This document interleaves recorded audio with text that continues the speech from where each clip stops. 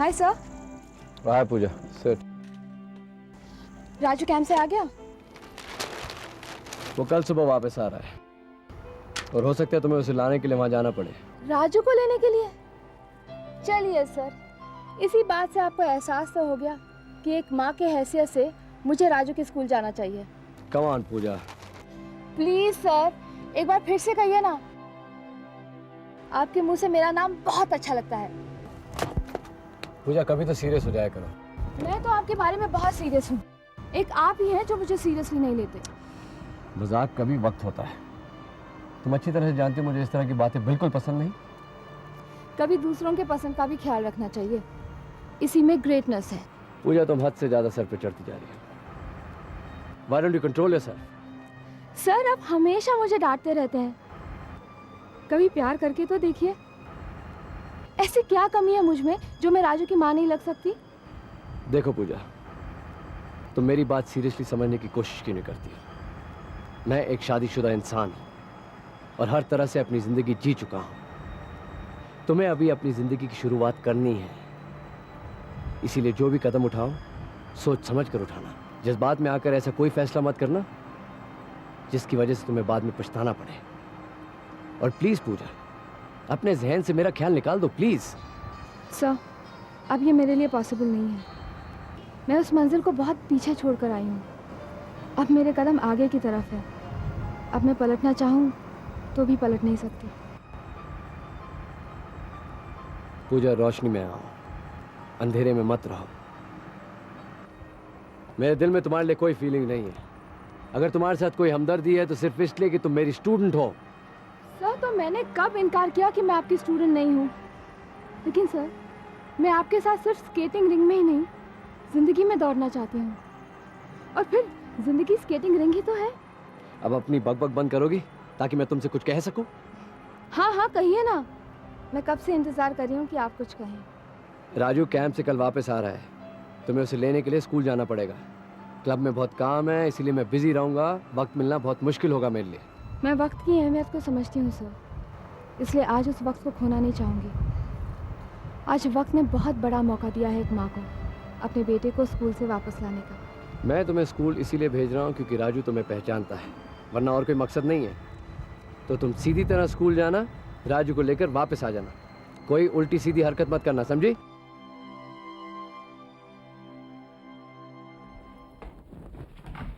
Excuse me. Yes, मैं specially आपसे ही मिलने आई हूँ। आइए बैठिए। Tell me, how can I help you? I would like to meet Raju Raj. Raju से? जी, आज राजू कैंप से वापस आने वाला था, लेकिन यहाँ आने के बाद पता चला कि वो वापस आया ही नहीं। लेकिन कल ही मैंने राजू के पापा से बात की है। I mean, I have met mister Hrithik Raj और उन्हें मैंने सब कुछ समझा दिया है। फिर राजू को लेकर आप लोग इतने पैनिक क्यों हो रहे हैं? पैनिक? क्या आपको मालूम है मैं कौन हूँ? मैं राजू की माँ हूँ। व्हाट? राजू की माँ? जी, इसलिए मैं यहाँ आई हूँ क्योंकि राजू 2 दिन पहले कैंप से वापस आने वाला था, लेकिन वो अब तक आया क्यों नहीं? मैं जानती हूँ कि हमारी स्कूल की कैंप 2 दिन पहले आने वाली थी, लेकिन स्कूल की तरफ से उसे एक्सटेंड किया गया है। क्यों? क्यों एक्सटेंड कर दिया गया? देखिए, इसमें हमारी थोड़ी सी मजबूरी है। हमारी जो स्कूल बस है वहाँ पर खराब हो चुकी है। अगर बस खराब हो गई तो आपने बच्चों के पेरेंट्स को इन्फॉर्म किया? आपने फोन करके क्यों नहीं बताया कि बच्चे आने में लेट हो जाएंगे? देखिए मैडम, इसमें आपको नाराज होने की कोई बात नहीं है। हमने काफी पेरेंट्स को इन्फॉर्म कर दिया है और काफी पेरेंट्स को इन्फॉर्म कर भी रहे हैं। आपने हमें क्यों नहीं इन्फॉर्म किया? और राजू ने ही फोन करके नहीं बताया कि वो वहां ठीक से पहुंचा या नहीं? क्या आपके टीचर का फर्ज नहीं बनता कि वो बच्चों के घर पर फोन करके बताएं? क्या आप जानती हैं कि राजू के ना फोन करने से हम लोग कितने परेशान हो गए हैं? देखिए मैडम, राजू के लिए परेशान होने की कोई जरूरत नहीं है। हमारी स्कूल से जो टीचर वहां पर गई है, miss Preeti, she is a very sensible and responsible person. सारे बच्चे उससे काफी अटैच्ड है। राजू भी उसे बहुत चाहता है and she also loves Raju a lot. Raju के साथ उनका बर्ताव टीचर जैसा कम और माँ जैसा ज्यादा है। वो होती कौन है माँ बनने वाली? उनके लिए यही अच्छा है कि वो माँ बनने की कोशिश ना करें, वो सिर्फ टीचर ही रहें। राजू कोई अनाथ नहीं है। लाइए, मुझे कैंप का एड्रेस दे दीजिए, मैं राजू को वहां से ले आऊंगी। Try to understand madam, Raju वहां से सारे बच्चों के साथ ही वापस आएगा। वो वहां से अकेला कैसे आ सकता है? आपके स्कूल के बच्चे आए या ना आए, मैं जाकर राजू को अपने साथ ले आऊंगी। वो वहां उस टीचर के साथ एक पल भी नहीं रहेगा।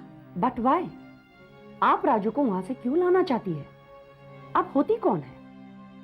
5 साल से राजू हमारे स्कूल में पढ़ रहा है।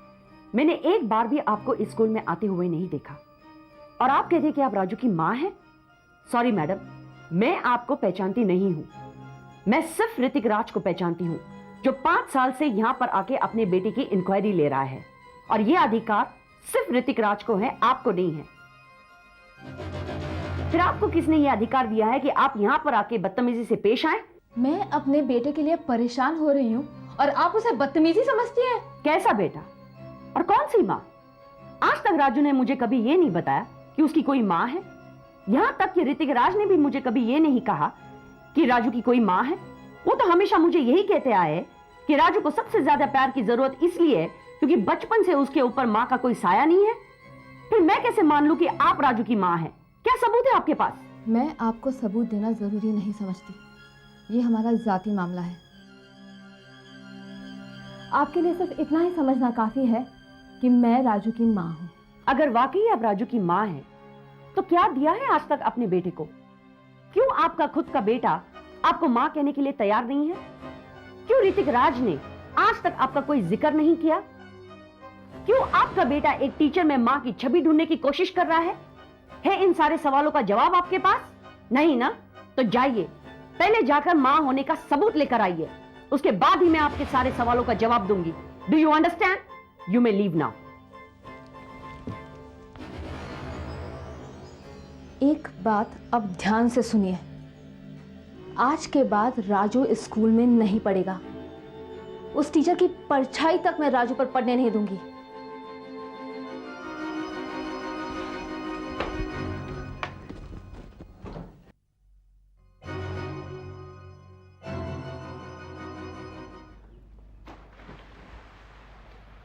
यार सिना, राजू का बर्थडे है, सोच रहा था सारे दोस्तों को ही क्लब में इनवाइट कर लेता हूँ। ये तो बहुत ही अच्छी बात है। और हाँ यार, कल थोड़ा सा वक्त निकाल लेना मेरे लिए प्लीज। कोई खास काम? बस राजू के लिए शॉपिंग करनी थी। मेरी समझ में तो कुछ आएगा नहीं, अब उसके लिए क्या खरीदूं? बड़ा हो गया ना, तुम ही गाइड कर देना कि कौन सा गिफ्ट खरीदूं उसके लिए। अरे नहीं यार राज, गिफ्ट खरीदना मेरे बस की बात नहीं है। मैं ये सब कुछ खरीदने नहीं जाता हूँ, ये सब कुछ औरतों के काम है। इसलिए मैं तुम्हें समझाता आ रहा हूँ कि शादी कर लो। राज, आज तुम्हारी बीवी होती तो तुम इतना परेशान नहीं होते। ये सब कुछ राजू की माँ खुद करती। यार सिना, हमेशा तुम मेरी शादी के पीछे पड़े रहते हो, कोई ना कोई बहाना ढूंढ के हमेशा ये टॉपिक छेड़ देते हो तुम। अच्छा ठीक है, आई एम सॉरी। आज के बाद मैं तुम्हें कोई भी अच्छा मशवरा नहीं दूंगा, तुम्हारी जो मर्जी है तुम करो। बस मुझे इतना बता दो कि राजू स्कूल कैंप से वापस कब आ रहा है? आज आ रहा है। परसों मैं उसकी प्रिंसिपल से मिलने गया था, उन्होंने कहा था कि कैंप 1 हफ्ते के लिए गया है। राज, जैसे वो कैंप से वापस आ जाए उसे 1-2 दिन के लिए घर बुला लेना।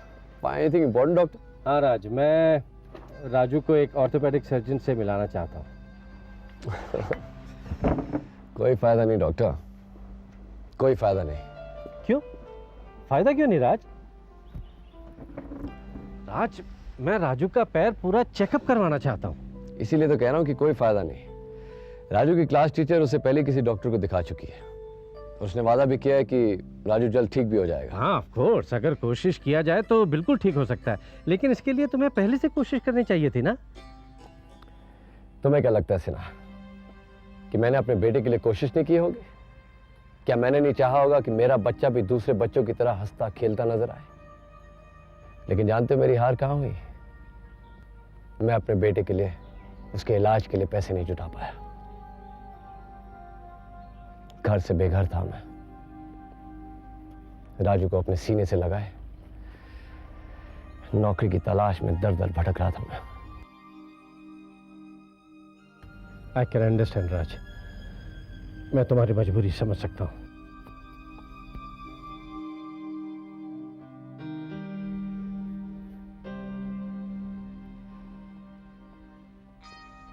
पूजा, राजू आया?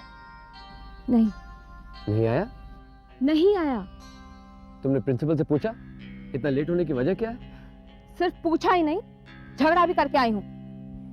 झगड़ा किया तुमने? लेकिन झगड़ा क्यों किया तुमने? क्यों मतलब क्या? अपने बेटे के लिए।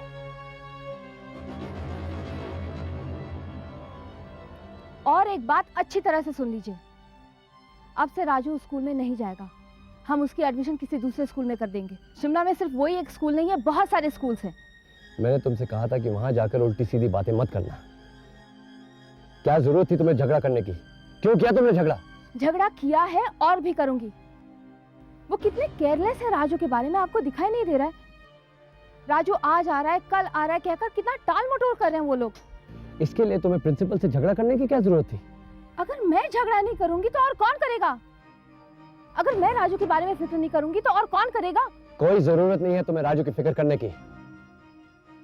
अपनी हद में रहा करो और जितना तुमसे कहा जाए उतना ही किया करो। राजू की फिक्र करने के लिए उसकी क्लास टीचर मौजूद है वहां पे। टीचर टीचर टीचर, पागल हो गई हूं मैं उसका नाम सुन सुन के। मैंने प्रिंसिपल को वार्न किया है कि आज के बाद उस टीचर की परछाई तक मैं राजू पर पड़ने नहीं दूंगी। पूजा, कान खोलकर सुन लो, राजू तुम्हारा कोई नहीं है। राजू मेरा सब कुछ है, मेरा बेटा है। आज के बाद वो स्कूल में नहीं जाएगा। कौन होती है तुम उसे स्कूल से निकालने वाली? हाँ, आइंदा तुम स्कूल में नहीं जाओगी, याद रखना, कदम भी नहीं रखोगी। राजू मेरा बेटा है और उस पर सिर्फ मेरा अधिकार है। राजू पर मेरा भी अधिकार है। अब मैं अपने और अपने बेटे के बीच में किसी को भी आने नहीं दूंगी।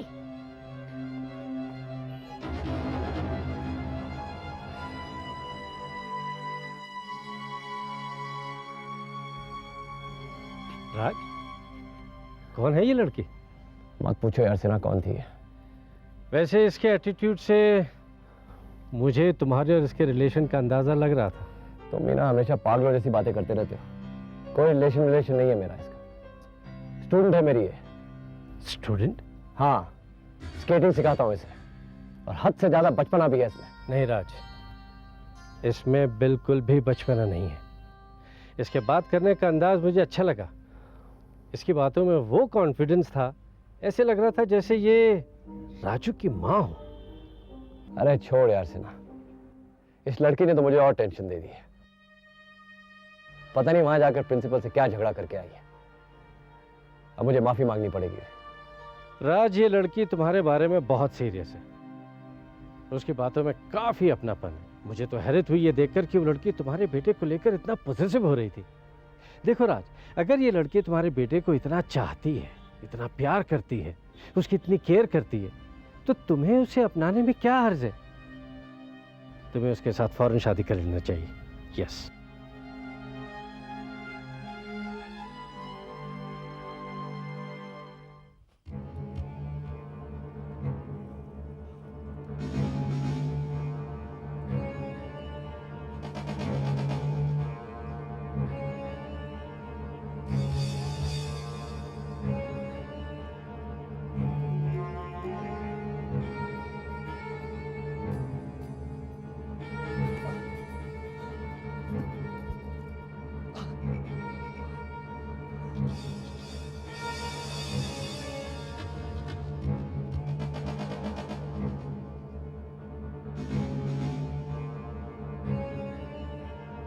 Doctor Rahul, doctor Rahul,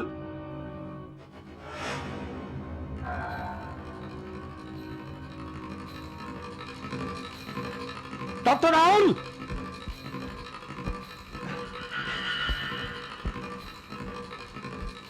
doctor Rahul, आप यहां? क्या हुआ आपके साथ? कोई हादसा हुआ? आप इस हालत में? उसी अदृश्य मानव की वजह से। अदृश्य मानव? हाँ इंस्पेक्टर, मैं यहाँ जंगल में उन बच्चों की तलाश में आया था कि अचानक वो मेरे सामने आ गया। अदृश्य मानव आपके सामने आया था? No no doctor Rahul Gupta, मुझे आप जैसे पढ़े लिखे डॉक्टर से इस तरह के अंधविश्वास की कोई उम्मीद नहीं थी। ये अंधविश्वास नहीं है इंस्पेक्टर, ये अंधविश्वास नहीं है। तो फिर जरूर आपको कोई धोखा हुआ होगा। कोई गलतफहमी हुई होगी। मुझे कोई गलतफहमी नहीं हुई inspector. You have to believe me, you have to. मैंने अपनी आंखों से देखा है, और देखा ही नहीं, मेरा उससे कन्फ्रंटेशन हुआ है, बात तक हुई मेरी उससे। What? How is that possible? Yes inspector, yes. जिस अदृश्य मानव पर हम विश्वास नहीं कर रहे थे, वो शख्स मौजूद है। ये आप मेरी हालत देख रहे हैं? ये सिर्फ अदृश्य मानव की वजह से हुआ है, सिर्फ अदृश्य मानव की वजह से। I can't understand, doctor Rahul. लेकिन ये सच है, उसने मुझ पर हमला किया है। मुझे अब भी विश्वास नहीं हो रहा कि इस तरह का भी कोई इंसान हो सकता है। ये इंसान नहीं है इंस्पेक्टर, ये इंसान नहीं है। एक इंसान इनविजिबल कैसे हो सकता है, अदृश्य कैसे हो सकता है? मुझे अब तक समझ में नहीं आ रहा कि ये शक्ति है तो है क्या। यानी तुम्हें लगता है कि वो इंसान नहीं, कोई शक्ति है? हाँ, वो जरूर कोई शैतानी शक्ति है, और उसने कबूल किया कि हमारे सारे बच्चे उसके कब्जे में हैं। अगर उस हैवान ने एक्सेप्ट किया है कि सारे बच्चे उसके कब्जे में हैं, तो पुलिस उसे कहीं से भी ढूंढ निकालेगी। हाँ इंस्पेक्टर, अब वो कोई भी शक्ति हो, हमें मिलकर उसका मुकाबला करना पड़ेगा, क्योंकि जल्द से जल्द हमें उन बच्चों की जान बचानी है। वरना वरना वरना क्या डॉक्टर राहुल? वरना वो हैवान अपनी देवी के सामने सारे बच्चों को खड़ा कर कर उन्हें बेमौत मार डालेगा इंस्पेक्टर। वो मासूम बच्चों की जान पर खेलकर खुद को अमर करना चाहता है। तुम बिल्कुल फिक्र मत करो डॉक्टर राहुल गुप्ता, पुलिस उसे अपनी तपस्या में कभी कामयाब नहीं होने देगी।